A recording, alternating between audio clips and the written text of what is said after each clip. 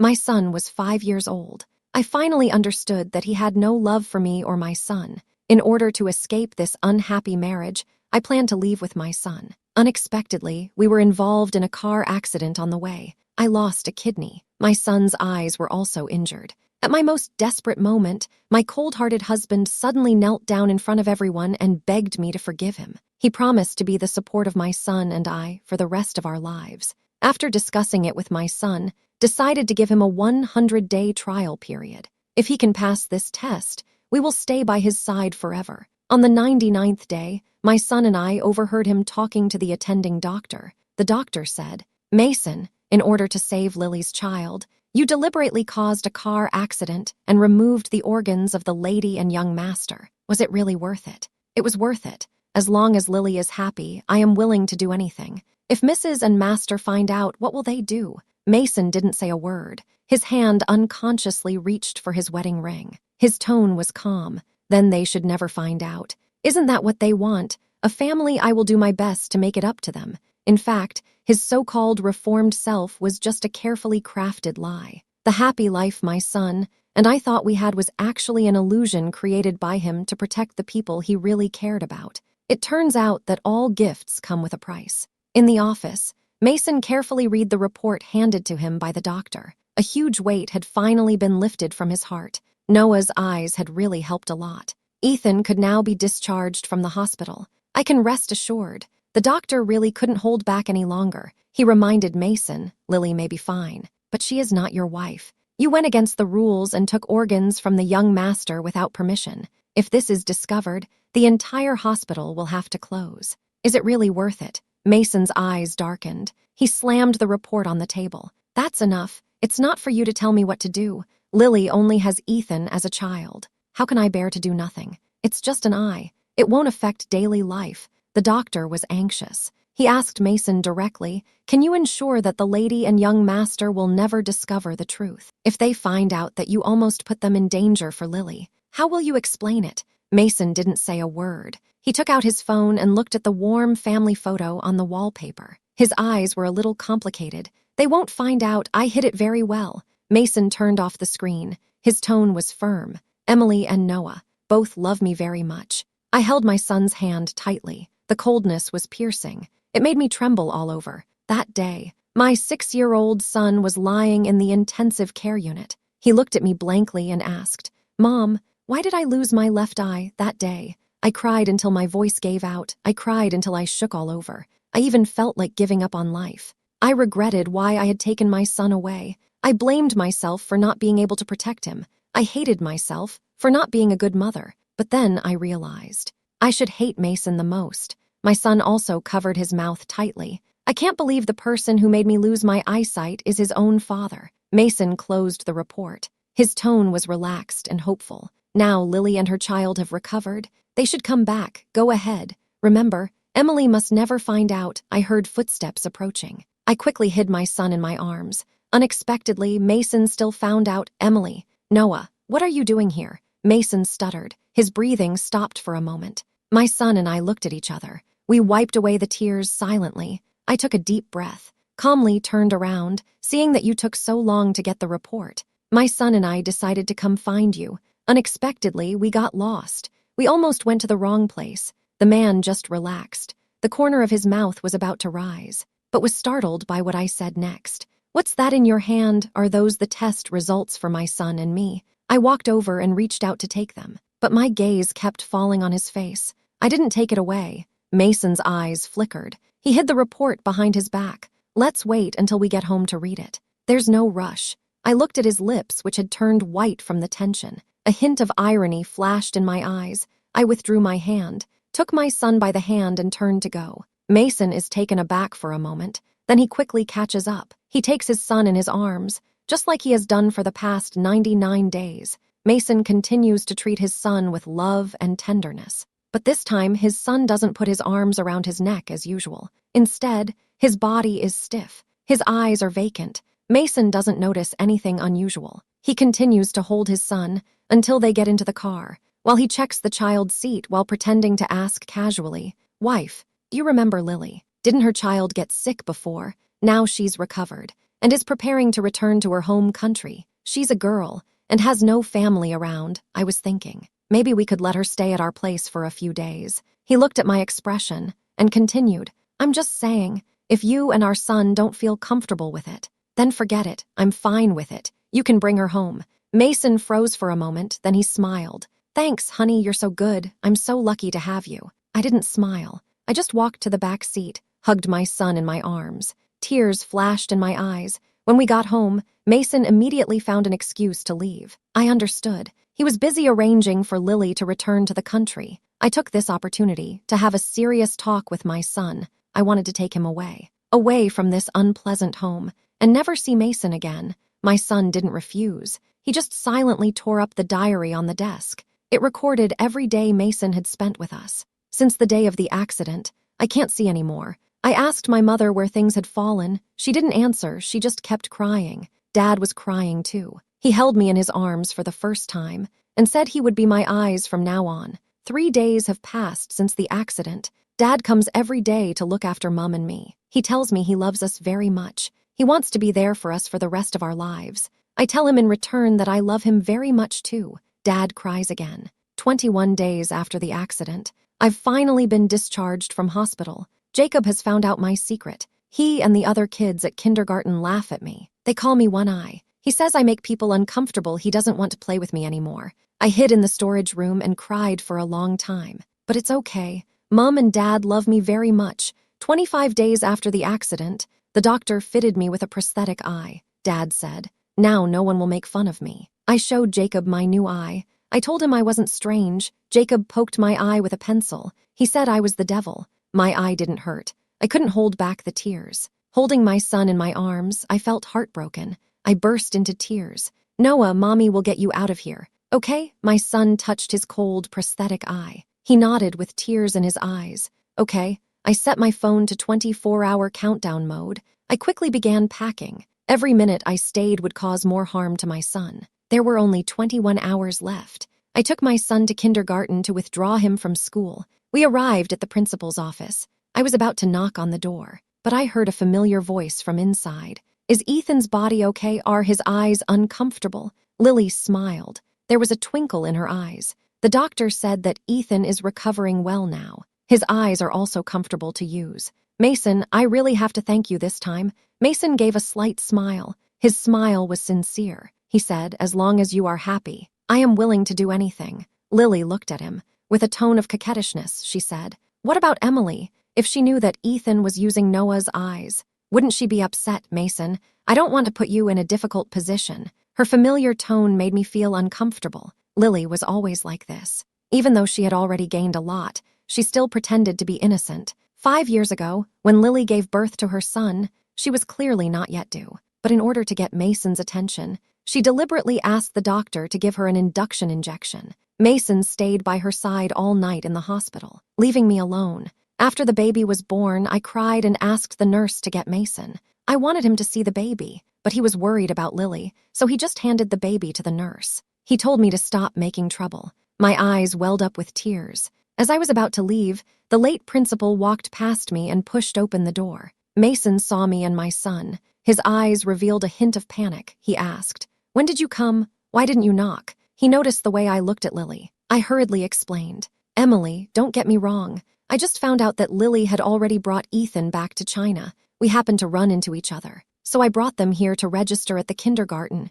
I interrupted him and said, I understand. Then I turned around with my son and left. Lily called out to me naturally, with a bright smile on her face. Emily, long time no see. She pulled the little boy next to her forward and said to my son, Noah, this is your brother Ethan. Get to know each other. You two are quite destined to be together. The boy walked up and looked closely at my son's eyes. Frowning, he said, Mom, his eyes look so fake. It's really uncomfortable. My son's face suddenly turned pale. He timidly hid behind me. I was also trembling with anger. Mason happened to be in front of Lily. He said a little unnaturally, Emily, don't be angry. Ethan didn't mean it. He's still a child. He doesn't understand anything. We as adults don't need to take it seriously with a child, right? This remark was all about defending Lily's child. My son looked at him blankly. His eyes were full of disbelief. Yesterday, Mason had been furious at someone for laughing at my son. Now, he was openly defending the person who had laughed at my son.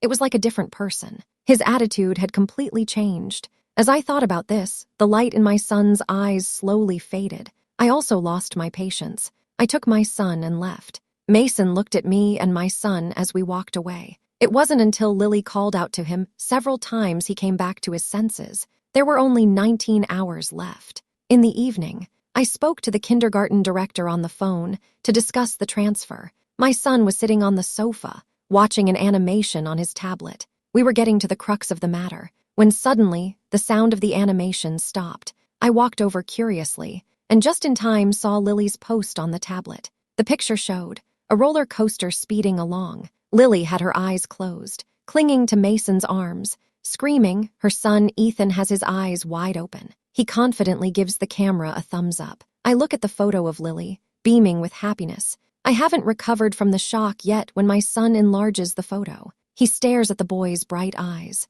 over and over again. "Mum, are my eyes pretty?" Hearing these words makes my heart tighten. I quickly turned off the tablet. I coaxed him to go to bed. "Noah was a good boy. Mommy will stay with you." My son nodded. He held my hand tightly. He refused to let go. After he fell asleep, I sent the school transfer application to the principal. There were only 15 hours left. It was all about to come to an end. Mason and Lily returned from playing with the kids. They happened to see me packing. The suitcase was spread open. Mason froze for a moment, immediately let go of the child's hand, quickly walked up to the suitcase, blocked in front of me. "Emily, are you packing? Where are you going? Where is Noah?" He looked at me helplessly. The fear in his eyes seemed real, but I didn't want to ask more. I gave a random excuse to get past it. "Noah has been depressed lately. I plan to take him out for a walk, relax a little." After Mason heard this, his heart eased a little. He said, "That's good, as long as it's not." He didn't finish his sentence. He continued, "Lily hasn't found a suitable place to live yet. I thought we were all friends. Let them stay at home for a few days. Emily, you don't mind, do you?" Seeing that I didn't say anything, he hurriedly explained. "I already told Ethan about what happened this afternoon. He also realized that he was in the wrong, you see." I answered, and continued to organize my things. "Then stay. I'm leaving with my son tomorrow anyway." As soon as Mason got my permission, he hurried upstairs with the two of them. It was as if he was afraid I would change my mind. After about 10 minutes, a child's cry suddenly came from upstairs. My heart tightened. I hurried upstairs. I burst into my son's room. I saw Lily's child gleefully stepping on something. His face was full of excitement. My son was in his pajamas. He was on the floor. He was anxiously feeling around. My eyes, I heard him shout. My son looked up. With a quavering voice, he said to me, "Mum, I've lost my eyes, my eyes. Can you help me find my eyes?" He was crying so helplessly and so vulnerable. My heart felt like it was being squeezed. It hurt so much. I rushed to my son's side and held him tightly in my arms. Ethan was startled by me. He slipped and fell to the ground. Then he burst into tears. Lily gave me a fierce glare. It seemed like she wanted to hit me, but she stopped halfway and asked me with a malicious smile, "Emily, do you think my son's eyes are pretty? The doctor told me my son may lose his eyesight. He may go blind." After Mason heard the news, immediately launched a nationwide search for a suitable organ donor. I never imagined that these new eyes would work so well. Ethan not only didn't reject them, he's healthier than ever. "You tell me, whose eyes are these?" My son suddenly stopped crying. He buried his head in my chest. His small body was still trembling slightly. I patted his back gently. I thought to myself, I really need to thank that kind person. Lily was even more curious, and deliberately moved closer to her son. She whispered, "Actually, there were several pairs of matching eyes at the time, but your father deliberately chose the eyes of a 5-year-old to reduce the risk of surgery. He said it was safer. Emily, you see, your son's eyes are on my son's face. How good-looking it is." After saying that, I really couldn't hold back the anger in my heart. I raised my hand and slapped her. Lily didn't have time to avoid it, and covered her face with her hands. She shouted at me, "Emily, you're really crazy. I'll tell you. The scar on your waist, Mason lied to you and said it was from a car accident. In fact, it's from when you donated your kidney, not just your son's eyes. Even your kidney was a gift from Mason to me." Lily's expression became fierce, but a hint of excitement shone in her eyes. That gaze was almost unbearable for me. She said coldly, You and your son are nothing but the source of the organs Mason left for us. My son couldn't bear to hear anymore. He broke free from my embrace, charged at Lily and tried to attack her. Stop it. Don't you dare hurt my mother. Lily was furious. She grabbed her son's ear and twisted it hard. I chased after her, pushed Lily away with all my strength, raised my hand to hit her. But she slapped me hard in return. Snap. Mason, who had just arrived, looked at his red palm. He was shaking all over. His face was pale. Emily. I really didn't mean it, His eyes were red. His hand, trembling slightly, stroked my face. He asked softly, "Does it hurt?" I really didn't. Mason. Lily tightly grasped his hand. Tears kept flowing down her face. Mason. I'm really scared. Her child clung to the man's leg, with tears in his eyes. He said, "Uncle, they bully me and my mom." The pain in Mason's eyes slowly disappeared, replaced by deep disappointment. He asked, "Emily, haven't I given you enough? Why do you have to go against Lily and the others? Calm down first. I'll take Lily and the others to live outside." After saying that, he walked away without looking back. His son watched his cold back and couldn't help but shout, "Dad."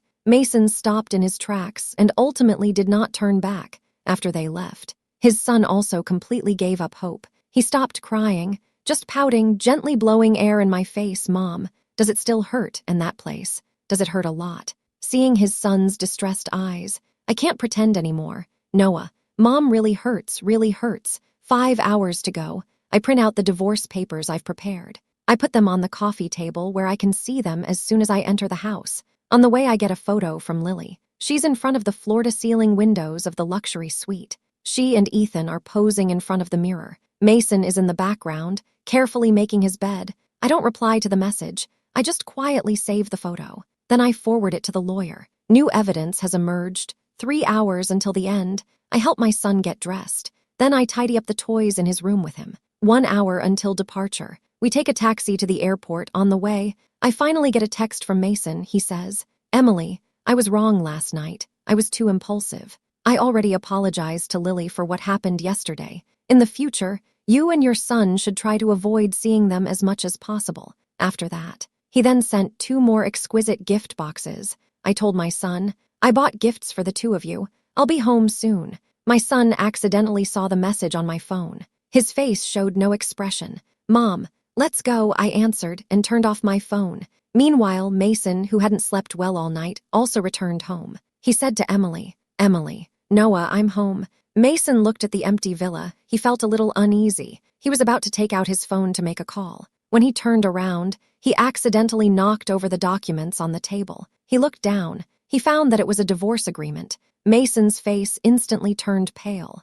He almost fainted. At that moment, the doctor's phone also hurriedly rang in. "Mason, something's happened. Madam found out our secret. The lawyer's letter has been delivered to the hospital." Before the doctor finished speaking, Mason hung up the phone hastily. With slightly trembling hands, he dialed the usual number. "Emily, pick up the phone. Please, pick up the phone." After 2 rings, the phone gave a mechanical prompt. "Sorry, the phone you are calling is switched off." Mason opened my chat window. He typed quickly, "Emily, where are you now? I understand that you may find it hard to accept at once. Can we talk? I realize I was wrong. Where are you now? Can I come and get you home?" 10 seconds passed. Dozens of seconds passed. A minute passed. The phone remained silent. Someone who had always replied in less than 10 seconds seemed determined to cut off contact this time. He recalled the resolute look on my face yesterday as I packed my bags. He recalled the moment he hit me. My eyes were full of hatred and despair. The more he thought about it, the man's brow furrowed. His expression grew more and more tense. Mason finally couldn't hold back any longer. He quickly ran up the stairs to the 2nd floor. He took a deep breath. He pushed open the bedroom door. "Emily." The room was empty. The dark glass wardrobe gave off a vague light. Mason pushed open the glass door with trembling hands. He found that the half of the wardrobe that belonged to me was already empty. Even my things were gone. He was about to turn around and leave. Suddenly, he felt something under his foot. The man frowned. He looked down. A shiny diamond ring was lying quietly on the floor. The light from it made his eyes red. It was our 3rd wedding anniversary. He had taken the photo of me in Zurich. "As a gift," he said, "my love for you is like a diamond. No matter how many years have passed, it will always shine brightly." From that day on, I put this gift in a box with the vows. and kept it well. I thought our happiness would last forever. A few short years passed. The diamond still sparkled, but my heart and our love were covered in dust. The man helplessly put the ring in his arms. Looking up at the wall, the only thing that belongs to the two of us, our wedding photo, we are smiling so sweetly. Now Mason's heart is as bitter as it is. He never expected me to leave suddenly, without any farewell. Mason walked into Noah's room, pushed open the door. His heart once again became nervous. The room was full of childish fun, but on the floor was only a half-built block castle. That was the birthday gift he had given Noah last month. At that time, Noah was especially happy. Looking at him with anticipation, he asked, "Dad, can you build it with me?" He happily lifted his son high in the air and said with a smile, "Okay, whatever you want to do, I'll be there for you." From that day on, his thoughts were focused on Lily and the baby. He ignored Noah's invitations. He walked unsteadily forward. The castle, which had been teetering, suddenly collapsed. He froze in shock. The home that his son had worked so hard to build had suddenly collapsed. It revealed the broken clay figurines inside. That was the first time he took his son to a kindergarten parent-child activity. He and his son completed it together. At that time, his son happily held up the finished clay figurines and said to him, "This is Dad, this is Mum, and this is me." He also laughed and joked at the time. "You have to keep it well then. The three of us will always be together." Those memories of his son's family and life were gradually awakened. Mason finally covered his face with his hands. He sat on the ground helplessly. Tears kept falling. Now he finally understood. Everything had gotten out of control. My leaving with my son was not a spur-of-the-moment decision. There had been signs. The phone rang. Mason wiped his tears. Only then did he see the name on the screen. It was Lily. She burst into tears as soon as she answered the phone.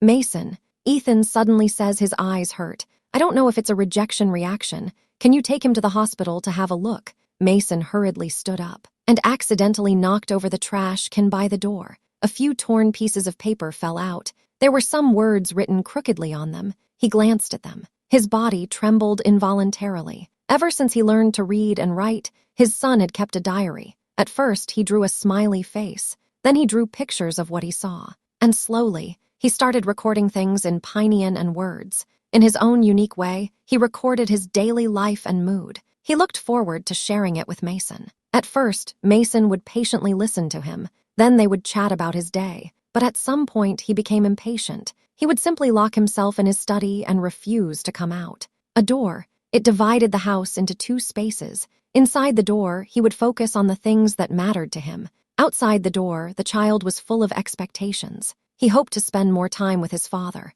enjoying this rare time together. Mason couldn't help reaching into the trash can. He picked up the pieces of paper one by one and put them back together. 50 days after the accident, I've slowly gotten used to my new eyes. My father's smile has become more frequent. Before, whenever he saw my eyes, he would look away. Now it seems like he's finally gotten used to them. This is the 99th day after the accident. My mother and I overheard my father talking to the doctor. He said that my eyes are now in another little boy's body. I didn't quite understand. I wanted to ask my mum what was going on, but when I saw her crying, I didn't ask. Mum is planning to take me away. When I went to the school to arrange the transfer, I ran into the person who took my eyes. I also saw Dad. He was saying that I made people uncomfortable. This suddenly reminded me of Jacob and the others. They all looked at me in the same way. I suddenly felt a little scared. This time, Dad didn't speak up for me. I didn't quite understand. Yesterday, he was furious when someone made fun of me.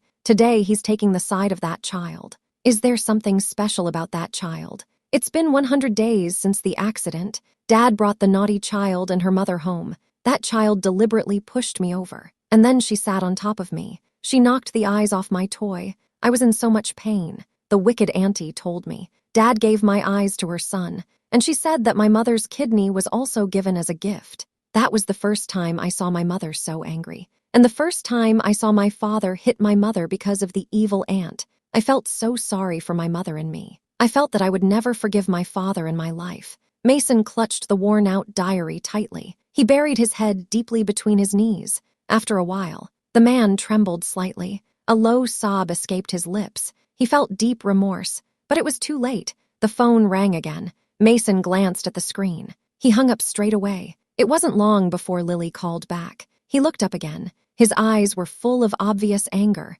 After pushing the speakerphone button, he spoke before the woman could say a word. "You mind calling all the time? Can't you see I don't want to talk to you?" He said, his eyes hurt. "What's that got to do with me? If you have a problem, you should see a doctor. I can't heal you." The man hung up after he finished speaking. He set the woman's number to silent. On the other end of the line, Lily was scolded. Her eyes immediately reddened. She held the phone tightly. Her eyes were full of obvious hatred. It must be that woman Emily who is behind this. Otherwise, why would he treat me like this? As soon as Emily got off the plane, she turned on her phone. She heard a series of beeps, dozens of missed calls and messages, all from Mason. She felt a little uneasy. Recalling what had happened, she couldn't help but feel a little remorseful. 7:00 p.m. Mason sent me an apologetic message. "Emily, I was wrong last night. I was too impulsive. I have a gift for you and your son. I'll be home soon." 8:00 p.m. Mason messaged me, "Emily, why can't I get through to you?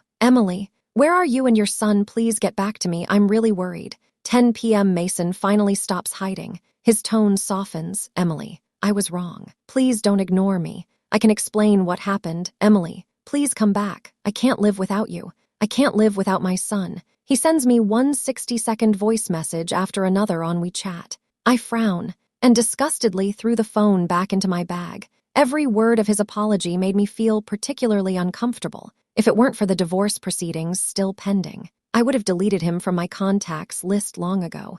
I took my son's hand and walked into the hospital. The doctor came over to us and said, "Your scheduled examination has been arranged. Please follow me." Because of what happened to Mason, I had lost my trust in domestic hospitals. To ensure safety, I chose a top private hospital abroad. My son was given a thorough examination again. After a period of waiting, the doctor handed me the results in person. In a serious tone, he said, "Miss Emily, after examination, we found that your son's eye was not lost in the car accident. It was deliberately removed by someone. Although I had already prepared myself mentally, I completely broke down when the truth was confirmed. It's all my fault. If I hadn't been blinded by Mason's petty love, I would not have let my son suffer like this. If I had not been blinded by Mason's false expressions of love, I would have divorced him long ago. It's all my fault. I've hurt Noah. It's all my fault. I've hurt him." Suddenly, my stomach started to hurt. I suddenly felt weak.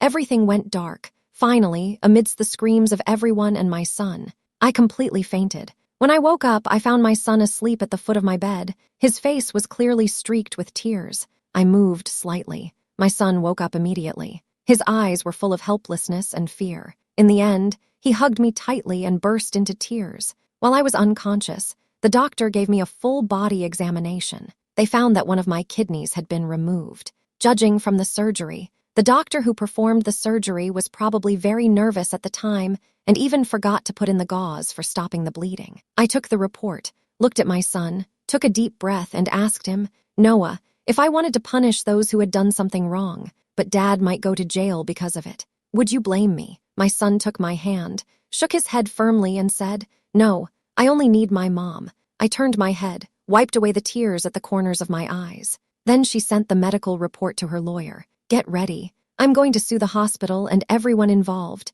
They have to be held responsible for their actions." Lily hadn't heard from Mason in 3 days. She had to bring Ethan to the hospital herself. Once Ethan was in the consultation room, she made her 7th call of the day. She heard the familiar ringtone getting closer and closer. Then, she saw Mason coming over with an impatient expression. He hung up the phone with a frown. Lily glanced at Jen. Then she followed her quietly. In the doctor's office, the doctor paced anxiously. His tone was full of concern and dissatisfaction. "I already said this was a high-risk situation. You insisted that you could keep it a secret. Now what do you want to do?" Mason let out a long sigh. "Under the circumstances, we can only escape. Take the money I gave you. Leave the country quickly. Don't come back." The doctor said angrily, "Mason, do you think I'm stupid? If you run away now, everyone will think I did it. You don't think you can just dump the blame on me and Lily and get away with it?" Mason's eyes darkened. A hint of coldness shone through.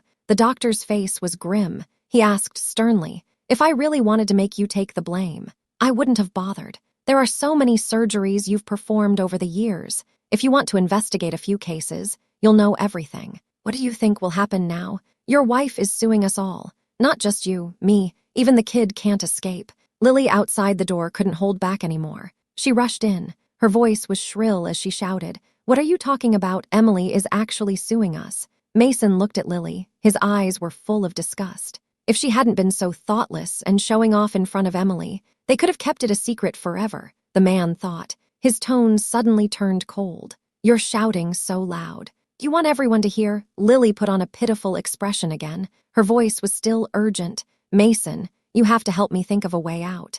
I really don't want to go to jail. Ethan is still so young." Mason rubbed his forehead. He sighed. "I can't get in touch with her right now. I don't even have a chance to negotiate." "Stop it," Lily interrupted Mason. Her gaze swept between the two of them. "You came up with the idea. You did the deed. Don't even think about dragging me down. If you don't come up with a solution soon, I'll report you for breaking the law," the doctor said with a surprised expression. "Lily, we did all this for you. We're in the same boat now." Mason stared at Lily, filled with anger at being betrayed. He didn't realize that he had done so much for her, but once the truth came out, her first reaction was to push him away. Lily continued, "I'm at best an accomplice, but you two are in big trouble." The doctor responded angrily, "Don't worry. If anything happens to me, the first ones to suffer will be you and your son." These words instantly chilled the hearts of the two. "The organs you illegally transplanted will have to be returned sooner or later." Lily was so angry that she grabbed the nearest object and threw it at him.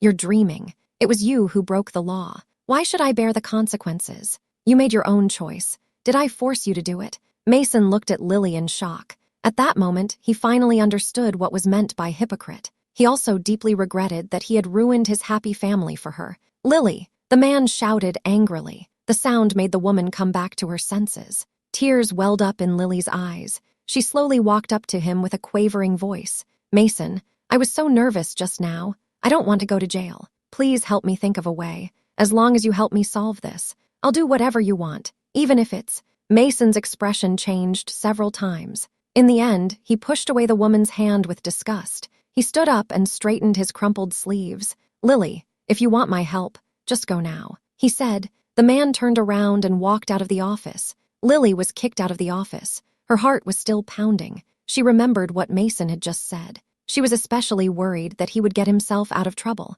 and use her and the doctor as scapegoats. After all, Mason's family was so wealthy. This kind of thing should not be difficult for them. Once there is a suspicion, it will become deeper and deeper. That night, she thought for a long time. Finally, she decided to take a bold move. Escape. As long as she ran far away, even if she had to flee abroad, the police would not be able to catch her. She decided to start over with her son, even if she would never return to this country. That night, she used all the money she got from Mason and bought the nearest flight to leave. A week later, my son and I returned to the country, preparing for the trial a week later. We did not return to our old home. Instead, we chose a bed and breakfast with a beautiful view. Noah has been sullen since returning to the country. I understand that those things have triggered bad memories for him. As a mother, I understand how difficult it is for him. I hope that through my company, he can regain his strength. As for Mason, after using the money to silence everyone at the hospital,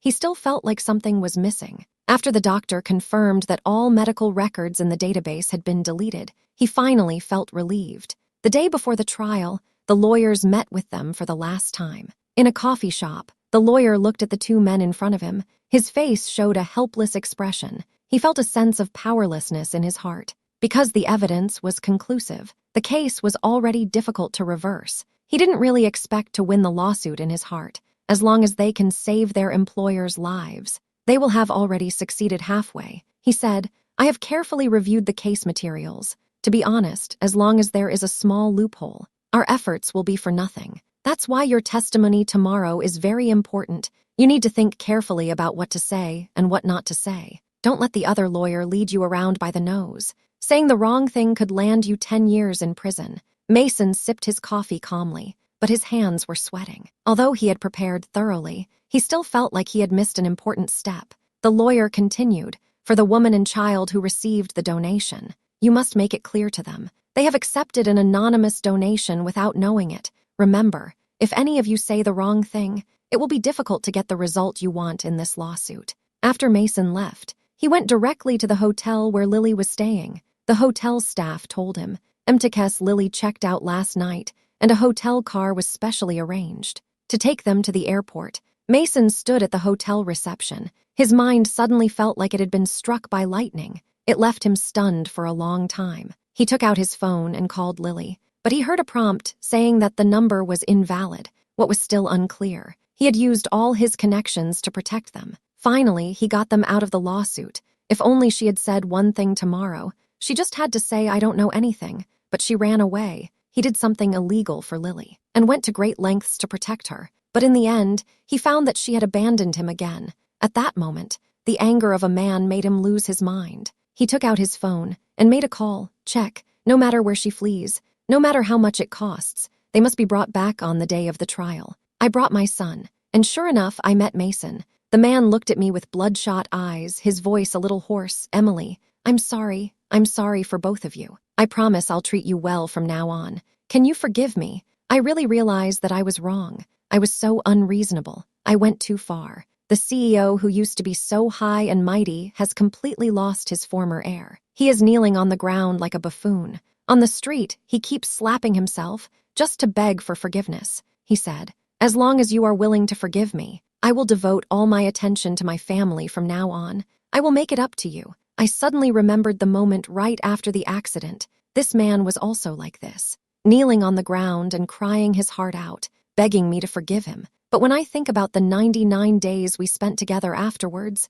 I feel particularly uncomfortable. I was holding my son's hand as we were about to enter the courthouse. He suddenly stopped. I looked back. Mason was holding my son's hand, with a sad look on his face. He asked, "Noah, don't you want your father anymore? If you don't help your father stop your mother, you'll never see your father again." My son looked at him coldly, and then pulled his hand out of his hand with all his strength, calmly said, "From the day I learned the truth, I have already stopped wanting you, because Lily ran away. Plus, there is plenty of evidence." The case was quickly over. Mason lost the case without a doubt. That day, when he and the hospital's staff were taken away, he looked at me with a mixture of complexity and guilt in his eyes. But all that no longer mattered to me. The day the truth came out, triggered widespread public concern. Mason Group was plunged into an unprecedented crisis. The share price plummeted, employees left in droves, and a large crowd of angry people gathered outside the group and hospital. They held up banners,